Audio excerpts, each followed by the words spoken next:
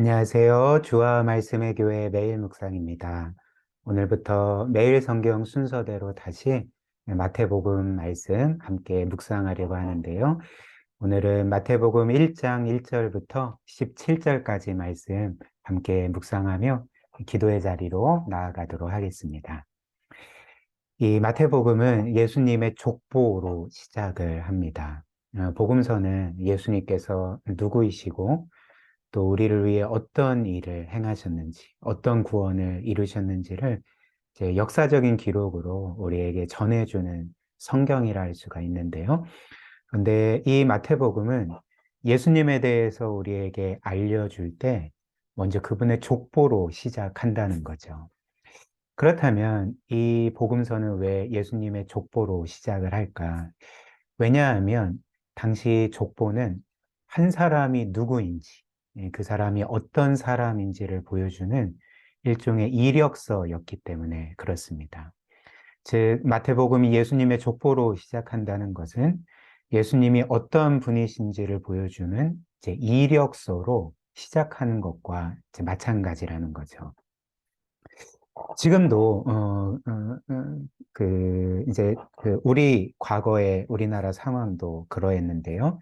지금은 사실 누구도 족보를 따지지 않습니다. 한 사람이 누구인지를 보여주는 것은 이제 족보가 아니라 어떤 면에서 그의 스펙이죠. 그가 또 소유한 것, 또 그가 이룬 것, 또 그가 어떤 지위에 있고, 또 어떤 일을 하는지 이런 것들이 지금은 한 사람의 정체를 보여준다면 과거에는 이 족보가 그 사람의 정체를 알려주는 하나의 지표였다는 것입니다. 우리나라도 수십 년 전까지만 해도 족보가 중요했죠.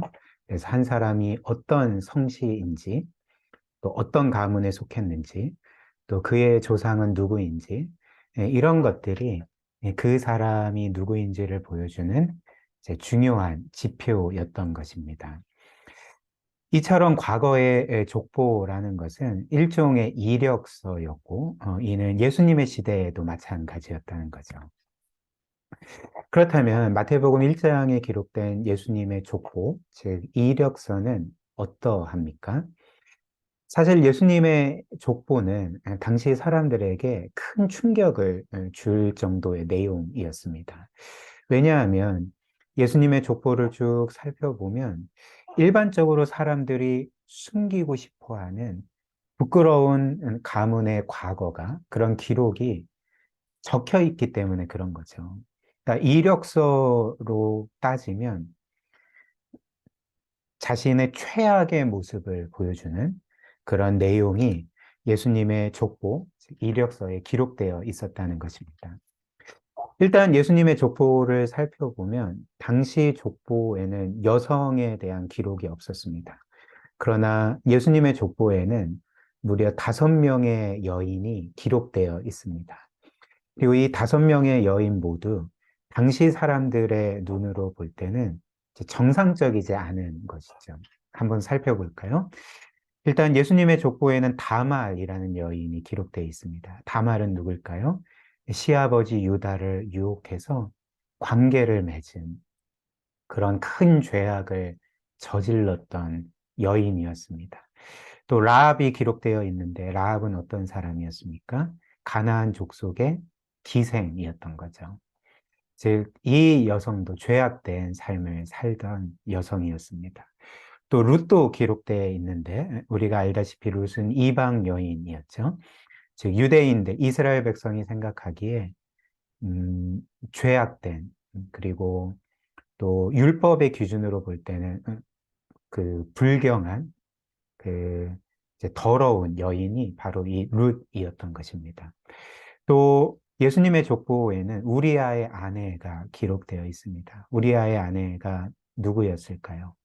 다윗 왕과 간음을 범한 여인이었죠.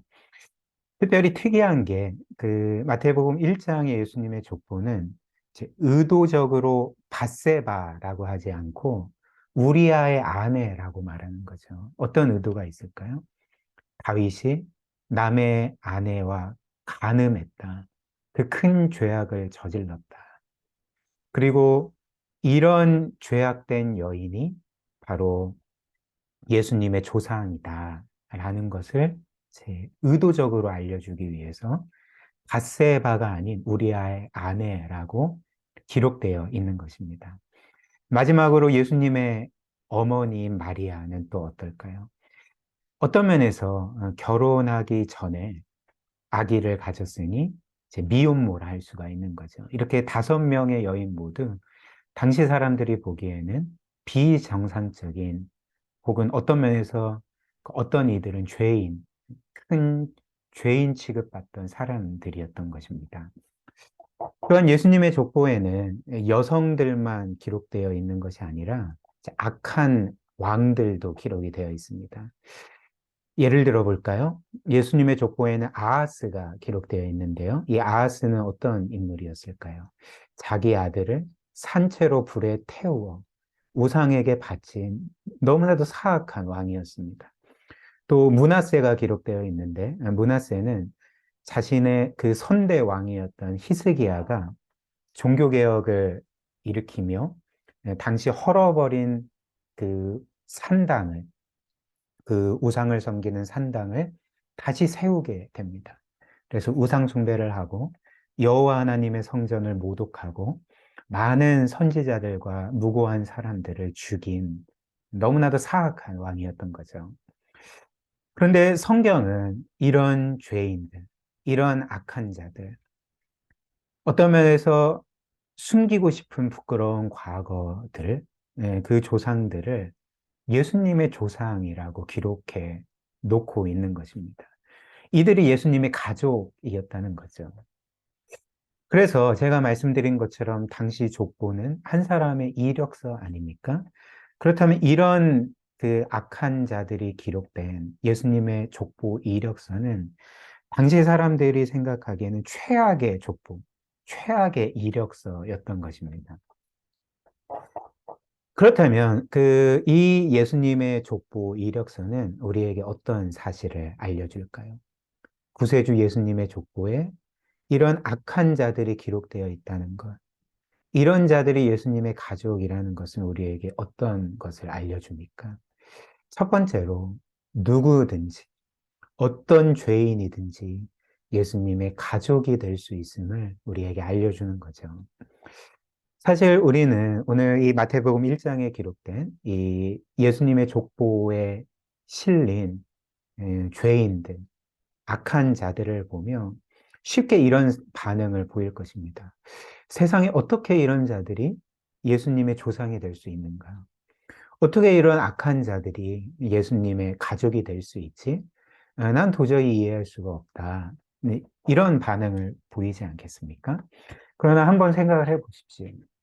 이들은 분명히 큰 죄를 지은 악한 자들임에 분명했지만, 그러나 하나님의 거룩한 눈에는 우리도 별반 다르지 않다는 것입니다. 우리도 그 무한히 거룩하신 하나님 앞에는 이들과 별반 차이 없는 똑같은 죄인들이고, 우리 마음에는 그들이 지은 모든 죄악들이 내재되어 있지 않습니까? 그러니까 우리도 죄인들일 뿐이라는 거죠. 그러나 하나님은 우리를 어떻게 대하셨습니까? 그런 똑같이 죄성을 가진 우리를 위해서 자신의 영원하신 외아들을 아낌없이 내어주셨고, 그 외아들의 이루신 구원을 인하여서 하나님은 우리를 그분의 자녀로, 가족으로 삼아주셨습니다. 즉, 예수님의 족보에 그 가족 리스트에 기록될 수 있는 그런 하나님의 자녀들로 우리를 삼아주셨다는 거죠. 또 그리스도께서도 우리를 그분의 형제로 부르시는 것을 부끄러워하지 않으셨다. 히브리서 2장이 우리에게 알려주지 않습니까? 이처럼 죄인일 뿐이지만, 악할 뿐이지만, 정말 아무 자격 공로 없지만, 하나님의 진노와 심판을 받기에 마땅하지만, 하나님은 이런 우리를 그분의 가족으로 삼으시고, 자녀로 삼으시고, 그리스도께서 우리를 형제로 불러주시는 것이 바로 복음이라 할 수가 있는 거죠. 또 이 예수님의 족보가 우리에게 알려주는 두 번째 사실은 첫 번째와 연결이 되는데요. 바로 예수님은 죄인의 구주이시라는 것을 이 족보가 우리에게 선언해주고 있습니다. 예수님은 마가복음 2장 17절처럼 나는 의인을 부르러 온 것이 아니라 죄인들을 불러 회개시키러 왔다. 그들을 구원하러 왔다. 이렇게 말씀하셨습니다. 예수님은 이 말씀처럼 죄는 없으셨지만 오늘 우리가 보고 있는 예수님의 족보처럼 예수님은 죄인들 속으로 들어오셨습니다. 그리고 죄인들과 더불어 사셨고 그 죄인들을 자신의 가족으로 부르시고 생전에 그분은 죄인들의 친구라 불림 받으셨던 거죠. 그리고 그분을 믿는 모든 죄인들을 구원해 주시지 않았습니까? 결론적으로 예수님은 자신의 족보에, 자신의 이력서에 이제 자기를 소개할 때 어떻게 소개하고 계시는 것입니까? 나는 죄인들의 구주다. 나는 죄인들의 친구다. 나는 이런 죄인들을 나의 가족으로 부르는 것을 전혀 부끄러워하지 아니하고 나는 이 죄인들을 위해 죽기까지 사랑하여 그들을 구원하는 자다. 이렇게 자기를 소개하셨다는 것입니다. 그리고 이 말씀을 우리의 삶에 적용하면 어떻게 될까요?